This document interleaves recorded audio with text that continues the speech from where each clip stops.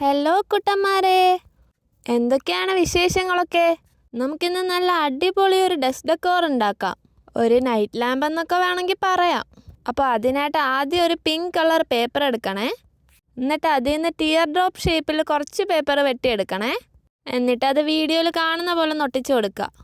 എന്നിട്ട് ഒരു green colour paper എടുത്തിട്ട് അത് സ്ക്വയർ ആയിട്ടൊന്ന് മുറിച്ചെടുക്കണേ.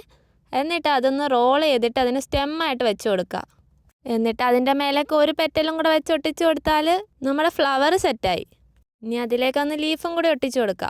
അങ്ങനെ ഒരു 4-5 ഉണ്ടാക്കിക്കോ. ഇനി ഒരു സ്ക്വയർ ഷേപ്പിൽ ഒരു കാർഡ്ബോർഡ് കട്ട് ചെയ്തെടുക്കുക. എന്നിട്ട് ഈ ഫ്ലവേഴ്സൊക്കെ അതിൽ ഒട്ടിച്ചു കൊടുക്കുക. ഞാൻ ഗ്ലൂ ഗൺ വെച്ചാണ് ഒട്ടിച്ചത്.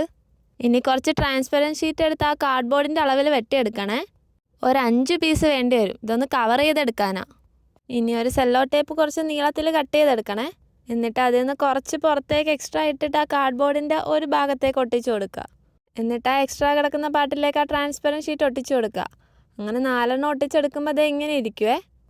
ഇനി അതിൻ്റെ സൈഡ്സും സെല്ലോ ടേപ്പ് വെച്ച് അങ്ങനെ ഒന്ന് ഒട്ടിച്ചു കൊടുക്കണേ.